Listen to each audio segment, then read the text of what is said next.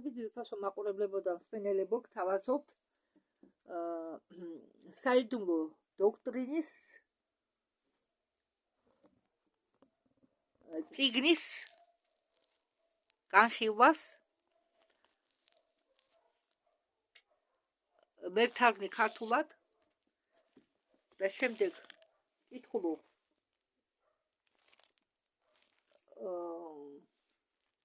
თქვენთვის მომიტევეთ თუ რამე შესრულებით დავუშვით სიმართლე გითხრათ რუსულად კი მესმის აქ რა წერია მაგრამ ქართულად ცოტა რთული ესეთი სიტყვები მოვცემ ესეთი ტერმინები რომელიც იქნება თქვენთვის გასაგები ამიტომ მე შევეცდები მაგრამ თუ რამე შესწორმა დავუშვი ვთხოვთ მომიტევოთ და ჩვენ შევჩერდით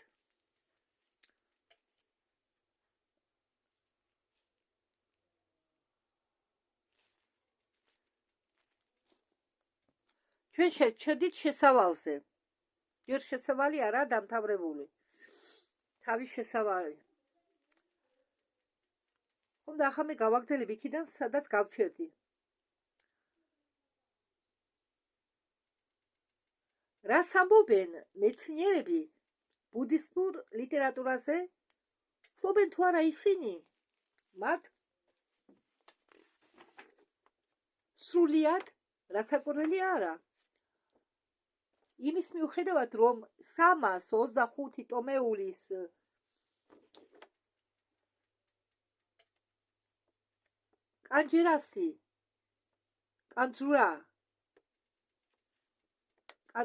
კანჯურასის და ტანჯურას ჩინოეთის ბუდისტებისა ეს სახელებია კანჯურა და ტანჯურა არის სახელები ბუდისტებისა ყოველი ტომი როდესაც იწონის 14-დან 15 სინამდვილეში არაფერი არა ცნობილი მომიტევეთ ფანჯრის დახურვა მომიწია რადგან აქ სამეზობლოში მეზობელ სახლში რემონტია და შეუძლებელია ჩაწერა არაფერი არა ცნობილი ჭეშმარიტ ლამაიზმზე მაგრამ სათხარმა ლანკარაში ითქმება რომ კანონი შეიცავს 29,368,000 ასოებს ან თუ გამოვაკლებთ ტრაქტატებს და კომენტარებს 5-6 აღემატება მასალას რომელიც შეიცავს ბიბლია რომელიც როგორც ამტკიცებს პროფესორი მაქს მიულერი მას აქვს მხოლოდ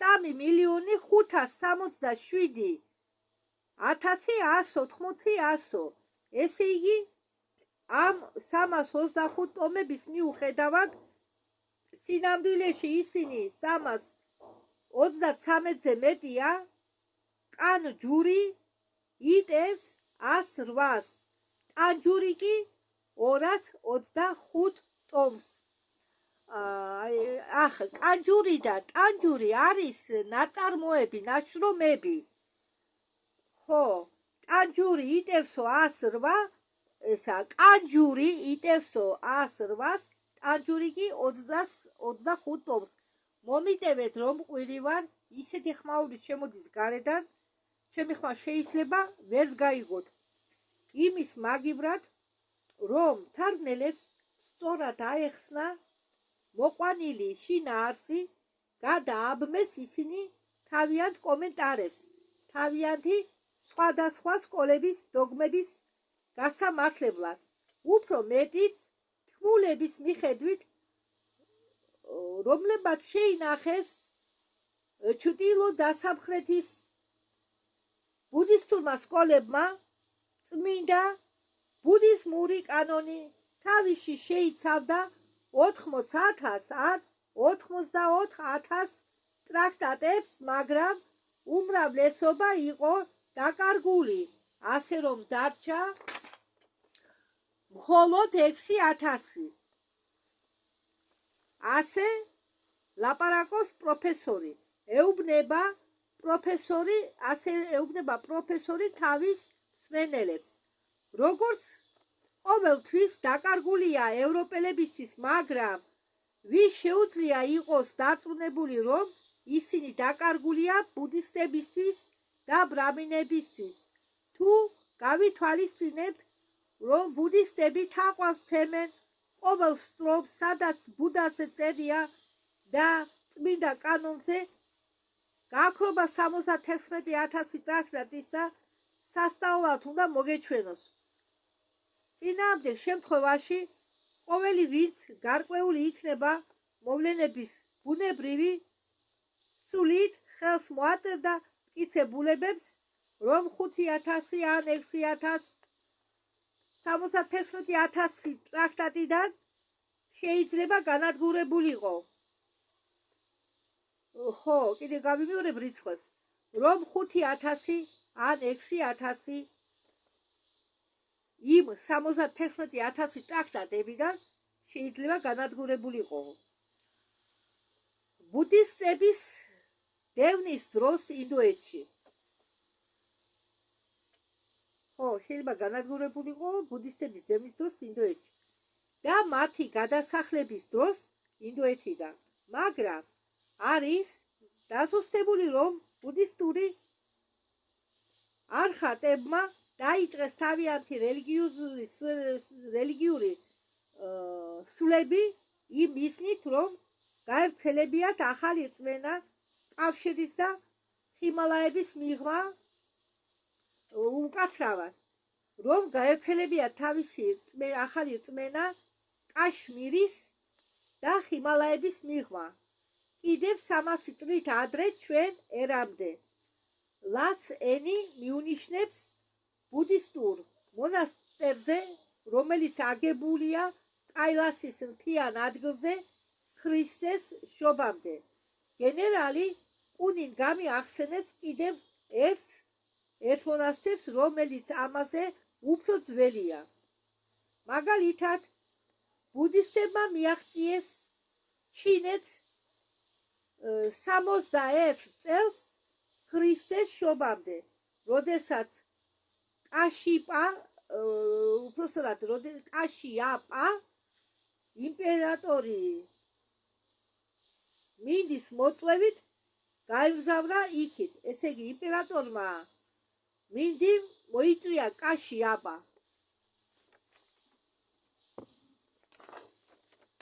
იმისთვის, რომ ზეთიური ვაჟისთვის გაეცნო ბუდიზმის დოგმები.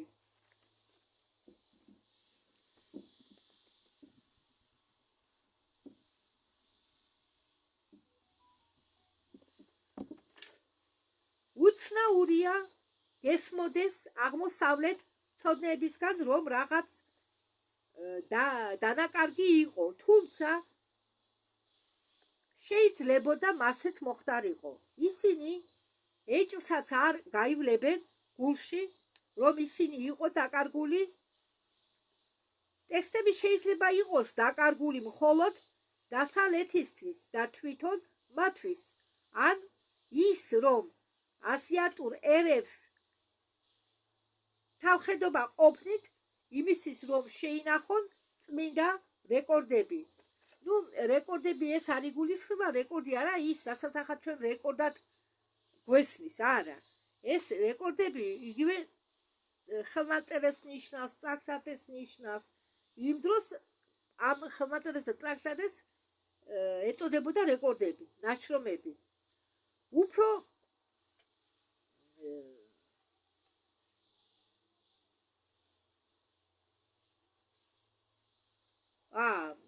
ხო, და ეს ნაშრომები უფრო დაკარგული იყო უცხო თვალისთვის. ვარს ამბობენ მათი გადაცემაზე შესალახად და იმისთვის, რომ ბოროტად გამოიყენებიათ. იმ რასებს, რომლებიც მათ უსწრებენ და მათზე უფრო მეტი იციან. გამოხატული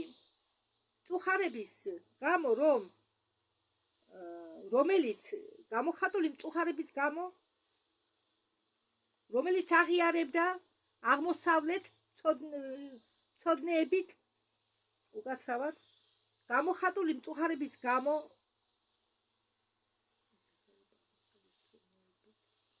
რომელიც აღიარდება აღმოსავლეთ ცოდნეების საზოგადოებასთან, შეიძლება იყოს დარწმუნებული, რომ ვინც სწავლობს ძველ რელიგიებს, მათ სინამდვილეში აქვთ ცოტა ინფორმაცია, რომელიც უნდა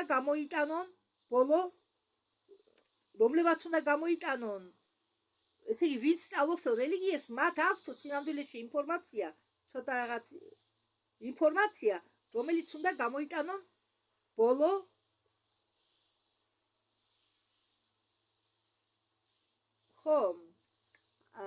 და ამ ინფორმაციიდან, რომელიც მათ გააჩნიათ, ამ ცოტა ინფორმაციიდან, მაგათ უნდა გამოიტანონ ბოლო დასკვნა, საბოლოო დასკვნა უпростоრად. მაგათ უნდა გამოიტანონ საბოლოო დასკვნა. მოდით მე ამას კიდევ გადავხედავ, გაუგებარი რომ არ იყოს. ესე იგი,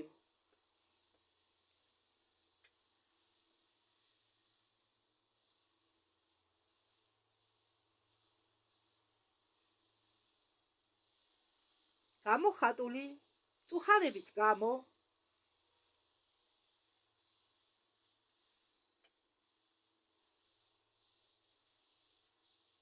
რომელიც აღიარდება აღმოსავლეთ ცოდნეებით, საზოგადოებას შეიძლებოდა ქონოდა ის მცირე ინფორმაციაც, რომ ვინც სწავლობს ძველ რელიგიებს, მათ სინამდვილეში აქვთ ცოტა იმდენად რაღაც დონის ინფორმაცია,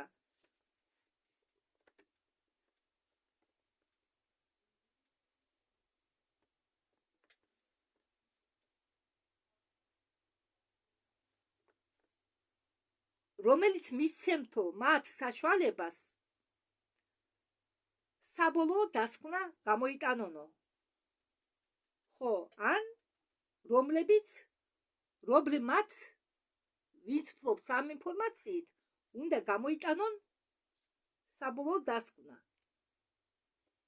რომელიც კეთდება მათ მიერ, მე როგორც ყოველთვის ერთ ფიქრობ და მეორეც ვწერ, მომიდევთ, რომლებიც კეთდება მათ მიერ ძველ წმენებთან დაკავშირებით.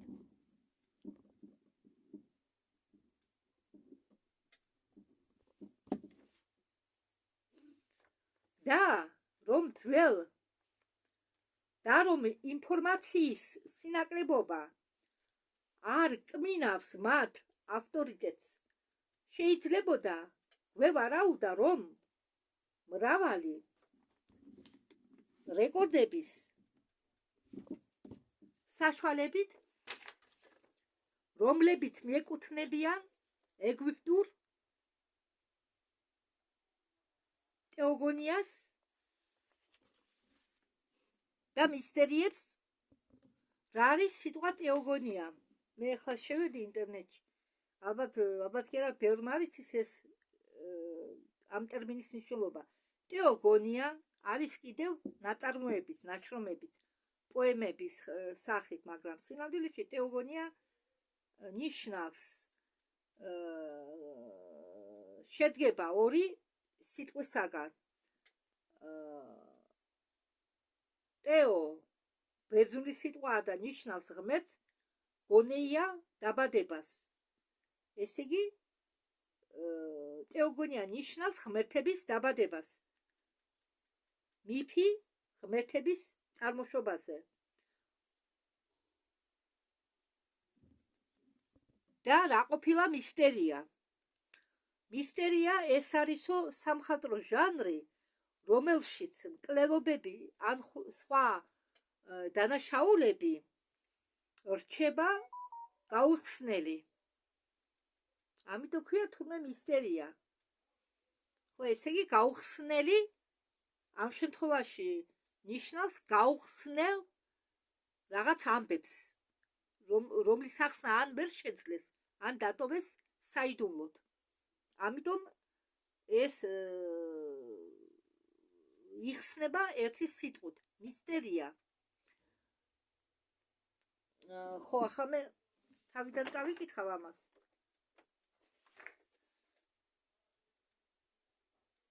შეიძლებოდა გვევარაუდა, რომ მრავალი რეკორდების საშუალებით, რომლებიც მიეკუთვნებიან ეგვიპტურ ტეოგონიას და მისტერიებს, რომლებიც შენარჩუნდნენ კლასიკებში და ზოგ ძველ წერილებში. ხო, ახლა გასაგებად ხდება, ესე იგი, ბევრ კლასიკურ ნაშრომებში და მწერლებში შენარჩუნდაო ეს ტეოგონია და მისტერია. ხო, სადაც ესე იგი ღმერთების დაბადებაზე წერენ ტეოგონია და მისტერიებზე, ესე იგი ნაწარმოებს ქმნიან, რომლებიც რჩება ან აუხსნელი, ან გასაიდუმლებული. ეგვიპტის რიტუალები და დოგმები ფარაონების დროს უნდა ყოფილიყო კარგად გაგებული, ვიდრე ინდუეთის ფილოსოფები და ფათეიზმი.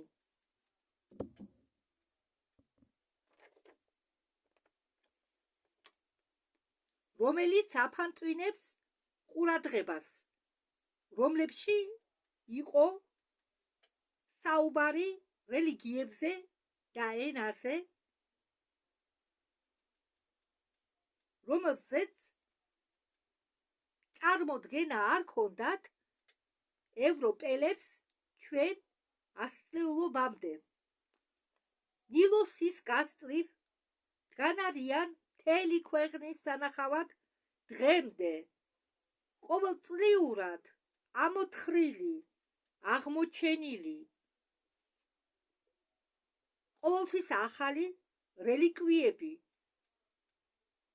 რომლებიც ყვებიან თავიანთ ისტორიებს, მაგრამ ეს თლად მასი არაა. მეცნიერი ოქსფორდის ფილოლოგი თვითონ აღიარებს ამ ჭეშმარიტებას და ამბობს, ჩვენ ვხედავთ ჯერ კიდევ მდგომ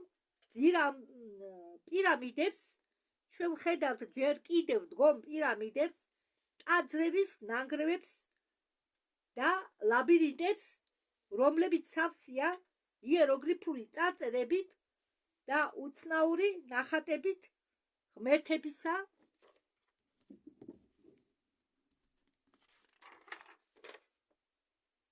ხალხმერთებისა პაპირუსებზე, რომლებსაც არ ეშინიათ დროით განადგურების. ჩვენ ვხედავთ ნაწყვეტებს იმისა, რასაც ვუწოდებთ წმინდა წიგნებს ეგვიპტელებისა. თუმცა საიდუმლო რასის რეკორდებში, ანუ ტრაქტატებში, ნაშრომებში იყო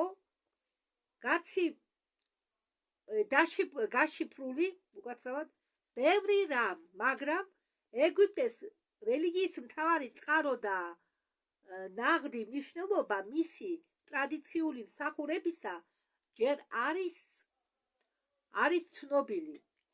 აქ ისევ დარჩა მხოლოდ საიდუმლო იეროგლიფური დოკუმენტები, რომლის დახმარებით ისინი ხდება გასაგები, გაქრენ სინამდვილეში.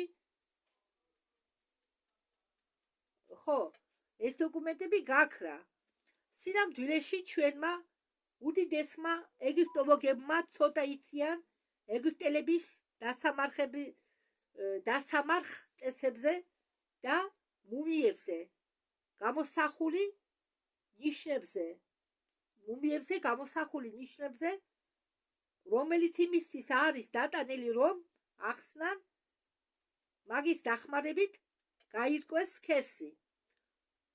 ამან გაუგებრობა გამოიწვია და შეცდომები. 1 ან 2 წლის უკან ამდაგვარი შეცდომა იყო აღმოჩენილი ბულაკში, კაირში მუმია, რომელსაც თვლიდნენ, რომ ეკუთვნებოდა, რომელზეც ფიქრობდნენ და თვლიდნენ, რომ ეს მუმია მიეკუთვნებოდა ფარაონის ცოლს. წარწერის მეშვეობით აღმოჩენილ ამულეტზე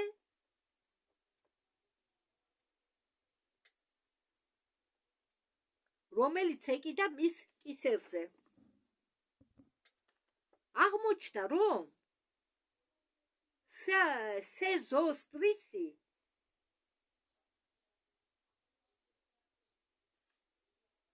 მუმია ეგვიპტეს უდიდესი ფარაონისაა. თურმე მიეკუთვნება ეგვიპტის უდიდეს ფარაონს. ეს მუმია სეზოსტრისი იქიდან გამომდინარე, როდესაც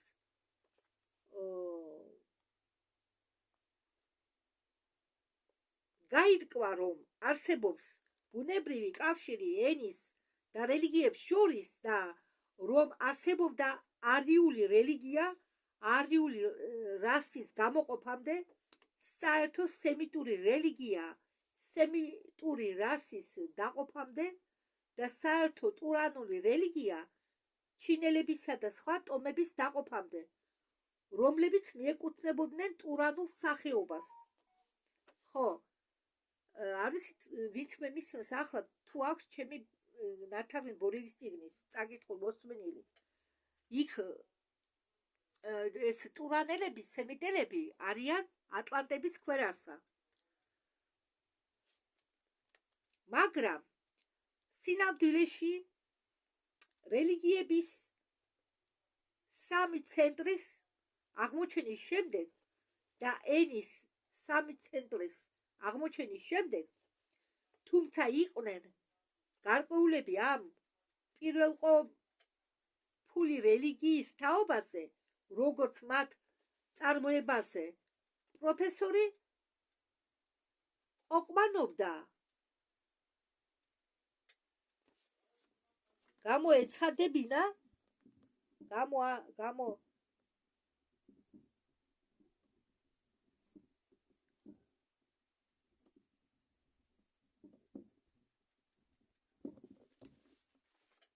პროფესორი ყოყმანოდა გამოეცხადებინა, რომ სარწმუნო ისტორიული საფუძველი სამეცნიერო კვლევისთვის მსოფლიო მთავარი რელიგიებისა აღმოჩენილია.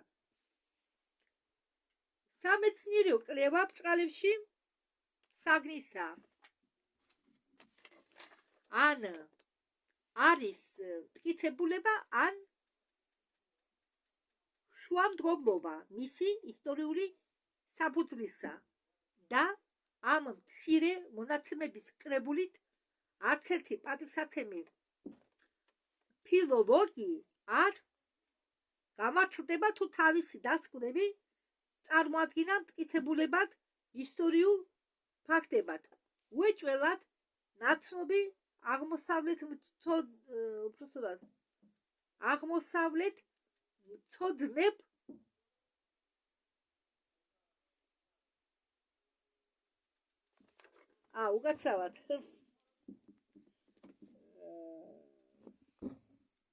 უკაცრავად სიჩქარეში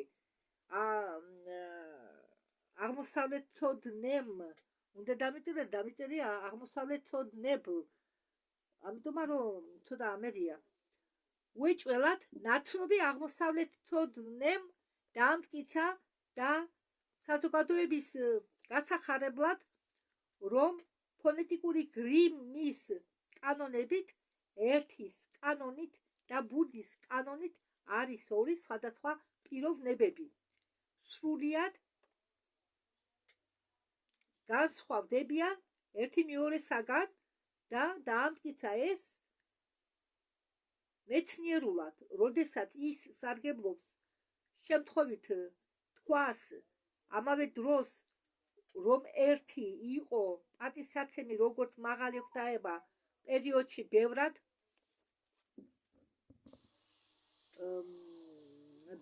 წინა მორბედი ვედების საუკუნესი და გომერის საუკუნესი, მაშინ მას არ აქვს ამისთვის არანაირი ისტორიული საფუძველი, მაგრამ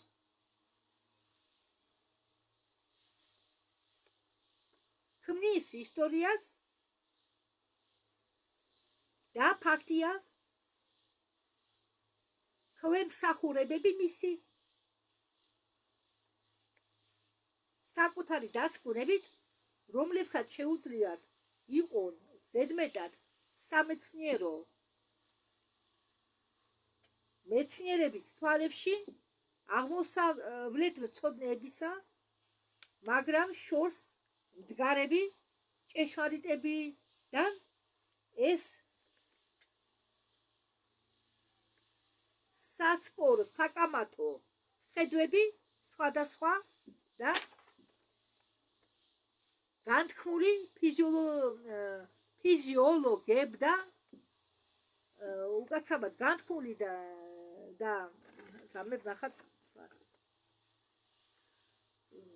მაგრამ შორს მდგარები ჭეშმარიტებებისგან ეს საკამათო ხედვები სხვადასხვა განთქმული ფიზიოლოგებ და აღმოსავლეთმცოდნეებს შორის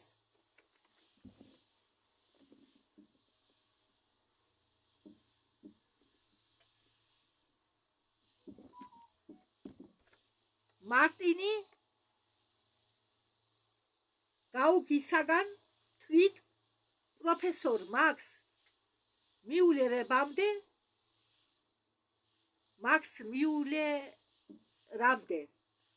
ქრონოლოგიის შებარდებაში, როგორც ვედების მაგალითში არის რეალური მტკიცებულება, რომ ვარაუდი არაფერს ნიშნავს ისტორიული საფუძვლებისა და როგორც ხშირად არის ხოლმე, როგორც ხშირად ხდება ხოლმე შიდა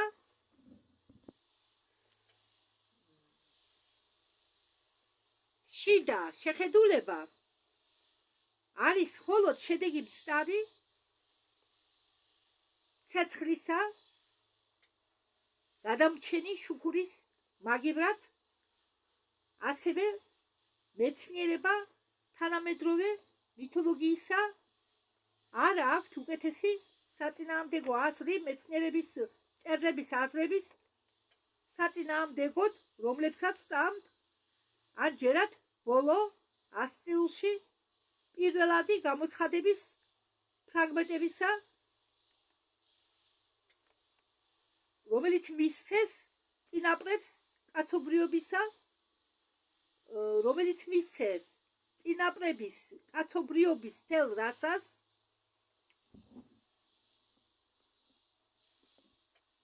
კაცობრიობის, რომელიც მისცეს, არასწორად გადამითარგმნია, რომელიც მისცეს კაცობრიობის წინაპრების მთელ რასას, რომლებიც შენახული იყო საბერძნეთში და იტალიაში, რადგან ის იყო, რაზეც ყველა აღმოსავლური მიცხნილები და პანდიტები დრო და დრო აგებინებდნენ მსოფლიოს და როგორც ერთი ცნობილი სახე, სულიერი სახე სინგალეზებიდან იწუნებოდა ამ ტექსტის მიმართ ფაქტის სიზუსტეში, რომელიც ეკუთვნის ბუდისტურ წმინდა კანონს. იყვნენ დაფარული ქვეყნებში და ადგილებში, რომლებიც მიუწვდომელია ევროპული მეცნიერებისთვის, ახლახან გარდაცვლილ სვამი დაიანანდი სარასვატი. კიდე გავიმეორებ ამ ინდუსის სახელდაგვარს. ანც გარდაცვლილ, ახლახან გარდაცვლილ სვამი დაიანანდი სარასვატი უდიდესი სანსკრიტოლოგი ჩვენი დღეებისა ინდოეთში დაუმოწმა ზოგ წევრებს თეოსოფიური საზოგადოებისა იმავე ფაქტი ძველი ბრამინების ნაშრომების მიმართ და როდესაც მას უთხრეს, რომ პროფესორი მაქს მიულერმა თავის ლექციებზე აუდიტორიაში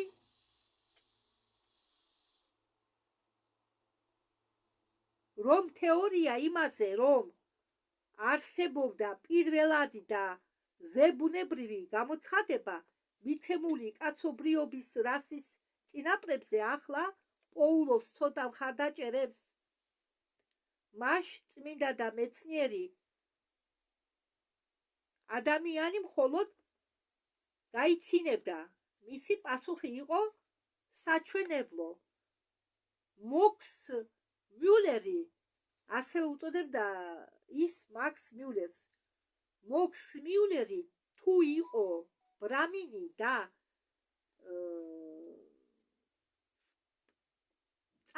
წამომყვანე,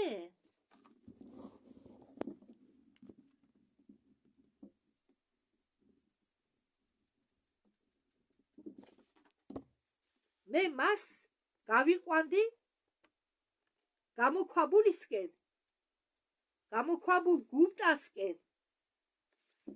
ეს გამოქვაბული გუბტა დამალული სიწმინდეა ოქხი მათხის სიახლოვეს ჰიმალაებში, სადაც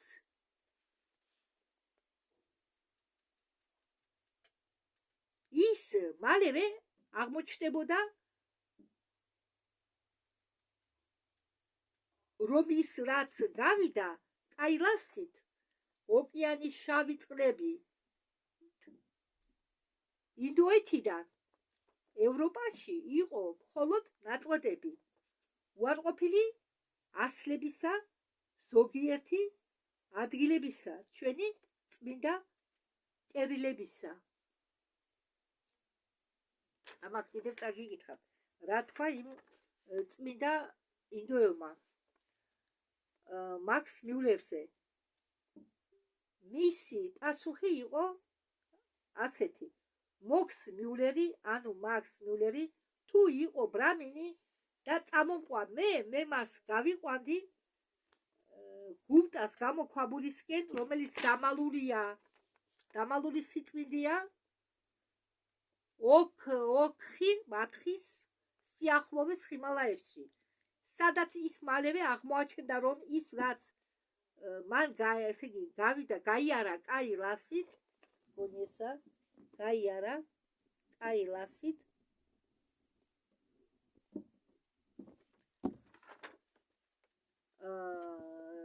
კაილას უწოდებდა ოკეანის შავ წყლებს ეს კაცი, ხო, რომელმაც გაიარა, ის გავიდა კაილასით ინდოეთიდან ევროპაში, იყო მხოლოდ ნაწყვეტები, უარყოფილი ასლებისა, ზოგიერთი ადგილებისა, ჩვენი წმინდა წერილებისა.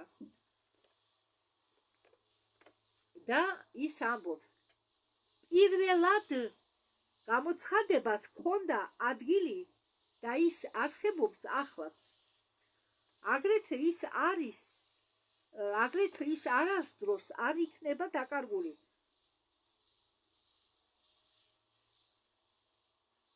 სოფლიოსთვის და გამოჩნდება ისევ, თუმცა რასაკვირველია, მოგვიწევს ლოდინი.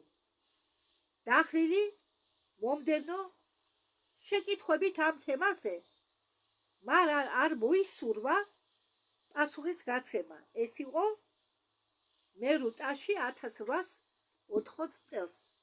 მისტიფიკაცია.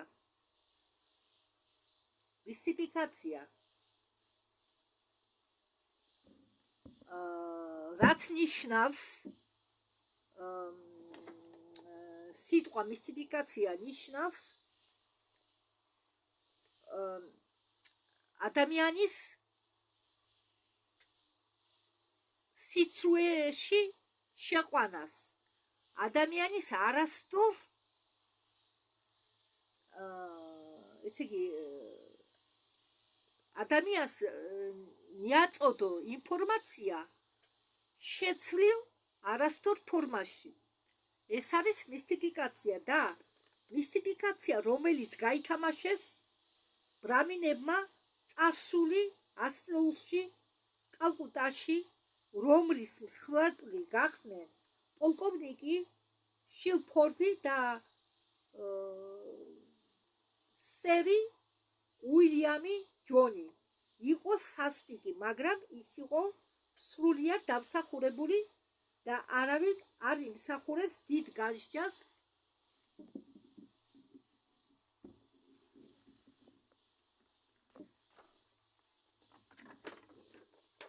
ამ საქმეში თუ არა მისიონერები და თვით პოლკოვნიკი უილფორდი. პირველად თვით სერი უილიამის დამოწმებით იყვნენ იმდენად არაფრთხილნი, როდესაც ამბობდნენ, რომ ინდუსები თითქმის ქრისტიანები არიან, რადგან მათი ბრაჰმა, ვიშნუ და მახეშა სხვა არაფერია თუ არა ქრისტიანული სამება. ხო, აქ წედია ნახეთო მაქს მილლერის წის ნაწარმოები გვერდი 288.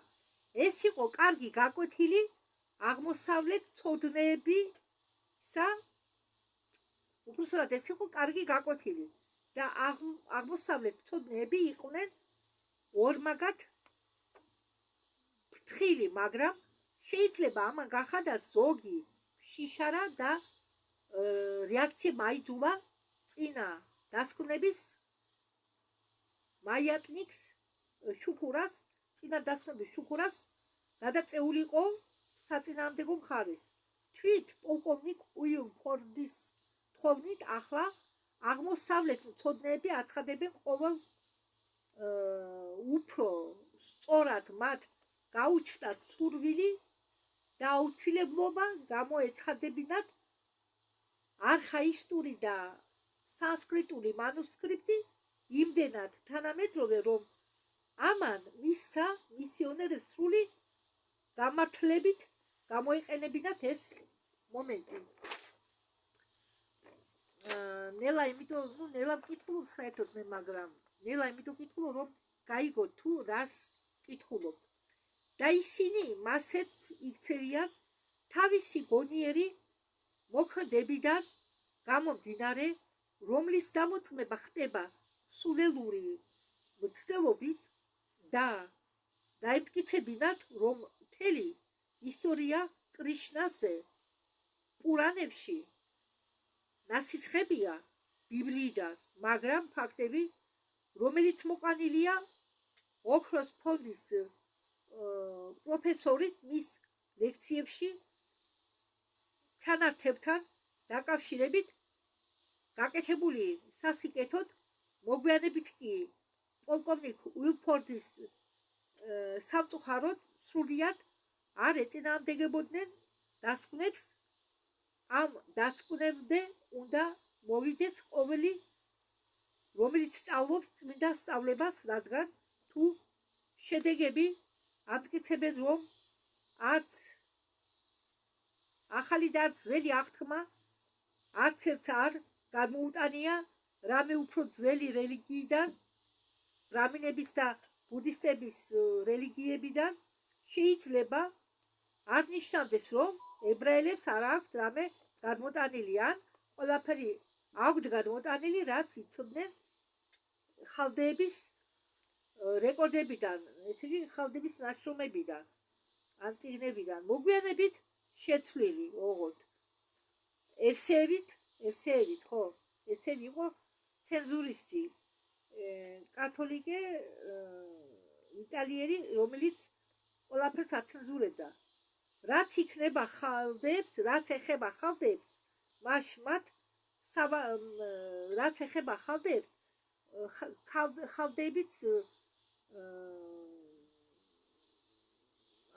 ხალდებიც ყავს ნახსენები ბორეს რაც ეხება ხალდებს მათი სავარაუდით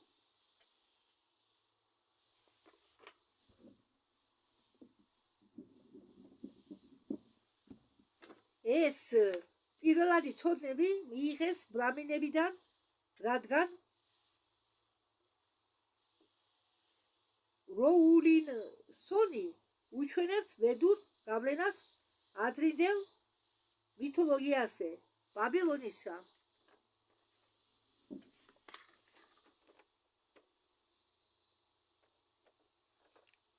პოლკოვნიკ ვანე კენედიმ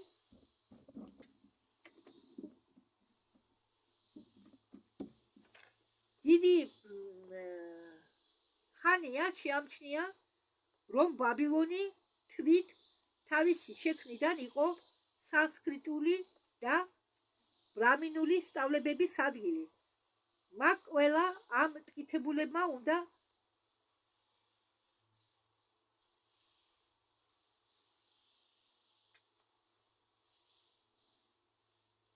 დააკავშიროს თავისი მნიშვნელობა მოგვიანებითი თეორიების ფონისას გამომუშავებული პროფესორ მაქსიმ მიულერით მე რამით ახლა დავამატო ბაბილონი მართლა იყო სანსკრიტული და ბრამინული რადგან თუ თქვენ მოусვენთ ჩემ გადათარგმნილ წიგნს წერა ბორეევის კონტაქტ ბორეევის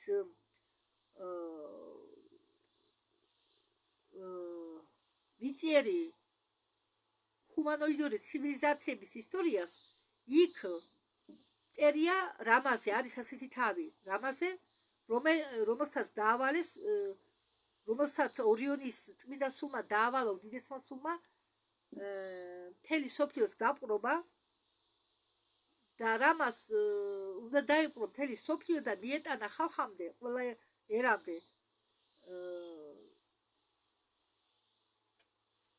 ის რაც მას სწამდა ეს სანსკრიტი შექმნა რამა ბრამანობა და დაყოფა კასტებით ეგით შექმნა რამა მხოლოდ ადრე კასტების დაყოფა არ იყო მე ხამაში დაწვრილებით არ შევა რადგან დროს წამართმევს და ვერც გაიგებთ ორი სიტყვით ეს რომ გითხარ და ბაბილონი მართლა იყო სამეცნიერო ერთ-ერთი სამეცნიერო დედაქალაქი სადაც იყო ბევრი ინსტიტუტები უმაღლესი სასწავლებლები გახსნილი სადაც ნება ეცემოდა ყველას ესწავლა მიიღო განათლება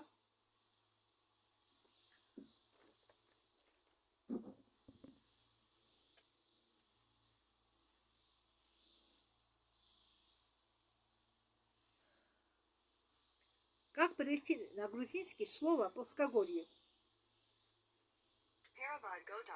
Ладно. Шемотмли.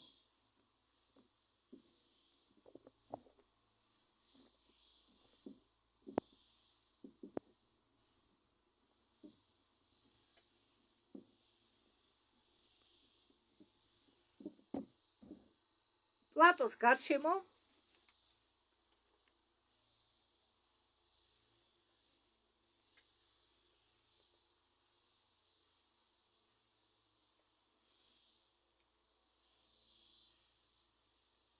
ტიბეტში ზედა დინებიდან დინარე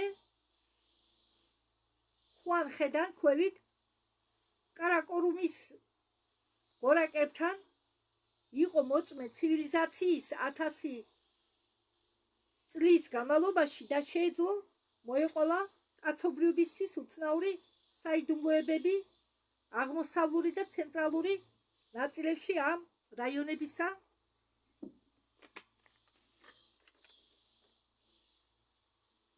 ნან-შანი და ალპინი ტაგი შორეული დროში იყო დაფარული ქალაქებით. ხო, ეს ნან-შანი და ალპინი ტაგი არის ადგილები, რომლებიც იყვნენ ადრე დაფარული ქალაქებით, ესე იგი, რომლებზეც იდგა ქალაქები, განვითარებული ქალაქები, რომლებსაც შეეძლოთ შეჯიბრება ბაბილონთან. მთელი გეოლოგიური პერიოდმა გაიარა სივრცეში იმის შემდეგ, რაც ამ ქალაქებმა შეწყვიტეს თავისი არსებობა, როგორც ამას ამოწმებენ მოძრავი სილა და ახლა მკვდარი უნაყოფო ნიადაგი ცენტრალური დაბებისა ტარიმის აუზისა მხოლოდ მოსაზღვრე მიწები ზედა პირველად არის ცნობილი მეგზურებისთვის. ამ სილიან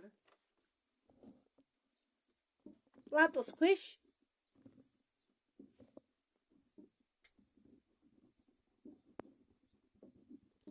არის წყალი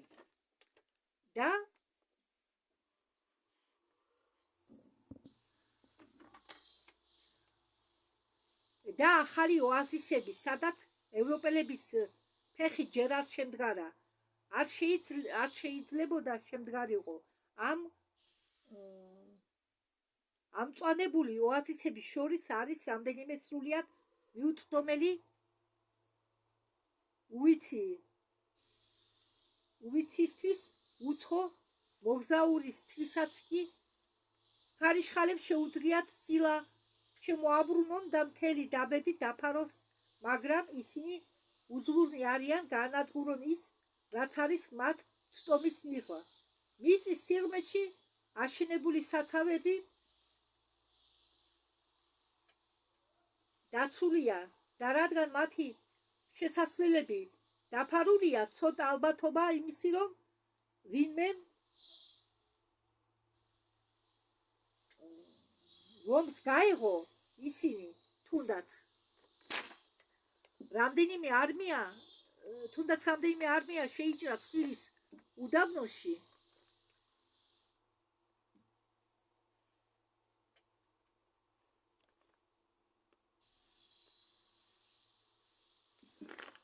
აქ ცოტა ლექსია მოყვანილი პატარა.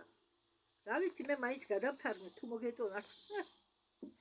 ლექსი ცოტა რთული გადასათარგმნია, როგორც ხოლმე ზოგი ნაწარმოები. სადაც არ არის არც ბუჩქი, არც ტბა, არც სახლი არსად და სადაც კბილებიანი კედლების მთის ქედი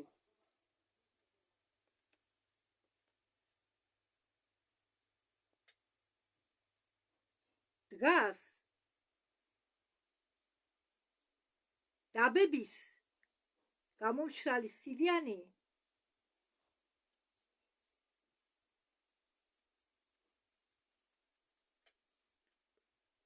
ამ უდაბნოების გარშემო. მოდით ამას კიდევ გადავიკითხავ.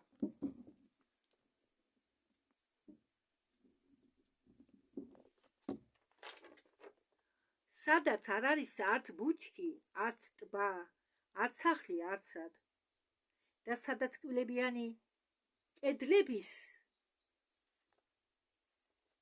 მთის ქედი დგას, დაბების გამომშრალი სილიანი ამ უდაბნოების გარშემო. ხო, მაგრამ არ არის მაგის საჭიროება კითხველი უდაბნოთი გააგზავნო, როდესაც იმავე მტკიცებულება უძველესი ცივილიზაციებისა ხდება დასახლებულ ადგილებშიც ამ ქვეყნისა. ოაზისი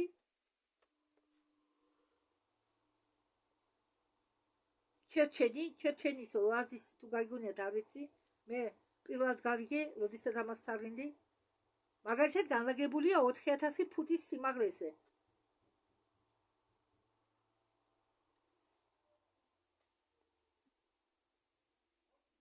დინარე ჩერჩე დარიასის დონიდან გარშემო ტყმული ყველა მიმართულებით ნანგრევებით არქიკური ქალაქებისა და სოფლებისა ის მიახლოებით 3000 ადამიანური არსებები არიან ნარჩენი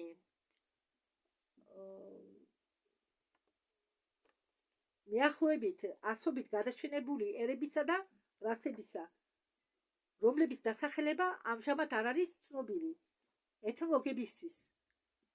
ანთროპოლოგს გაუძლევდება კლასიფიკაცია, გაყოფა და ქვეგაყოფა მათი, მით უმეტეს არსებული შთამომავლები ყველა ამ წარღვნამდე რასებისა და ტომებისა თვითონაც ცოტა იციან თავის წინაპრებზე, თითქოს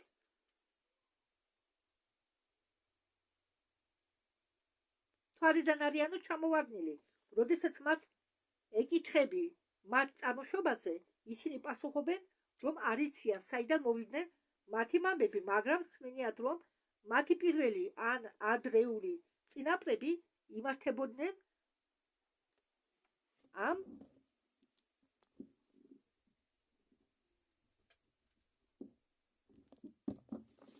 უდაბნოების უდიდესი სულებით. ეს მონაცემები შეიძლება ახსნა უვითობით ან ცურწმენობით.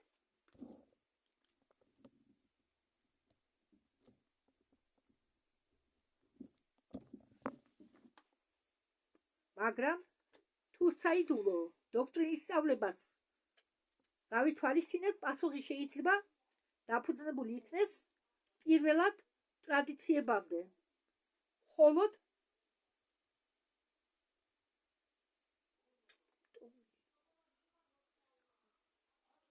ტომი ხორასხანიდან, ეს წიგნის ტომი არაა, ეს არის ტომი ხორასხანიდან.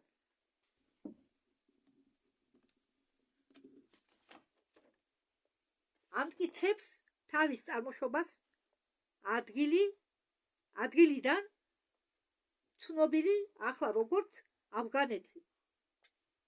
ბევრად ალექსანდრე მაკედონელამდე და მოყავს ამ ისნით როგორც მტკიცებულება სახალხო თქმულება რუსმა მოგზაურმა ბრჟელ-ლასკიმ აღმოაჩინა ჩერჩენის ოაზისი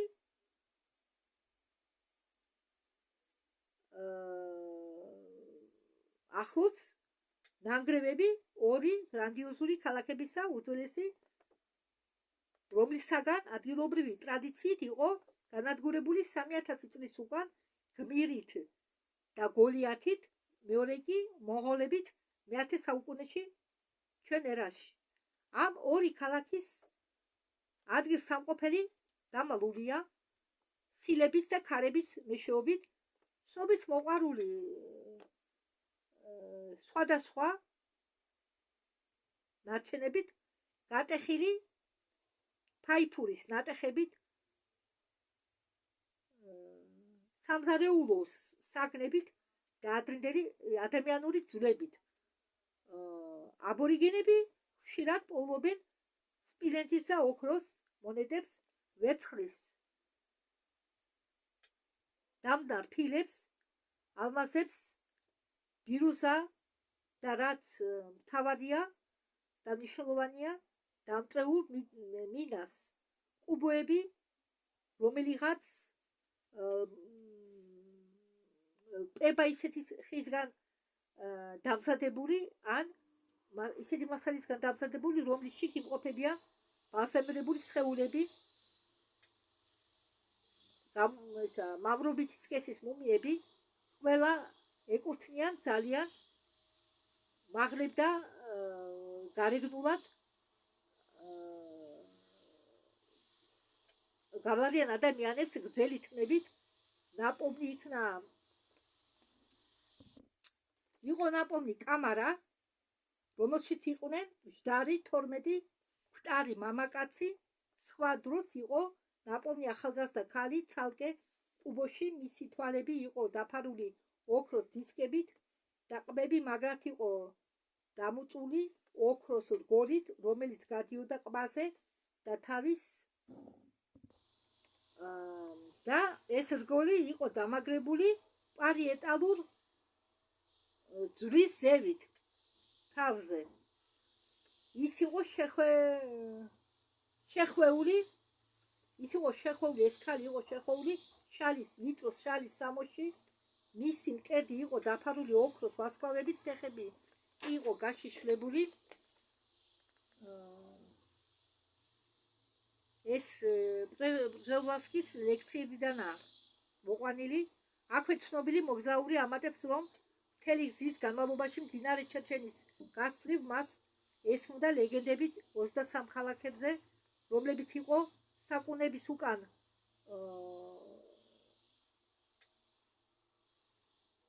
მოძრავი სილებით, უდაბნოს მოძრავი სილებით მოყრილი. იგივე თქმულება ცოცხლობს ლობ ნორაში, კერიას ოაზისში. მასეთი ცივილიზაციების ნაკვალევი დაშნახული თქმულებები გვაძლევს ჩვენ უფლებას მივენდოთ სხვა ლეგენდარულ ტრადიციებსაც, რომლებიც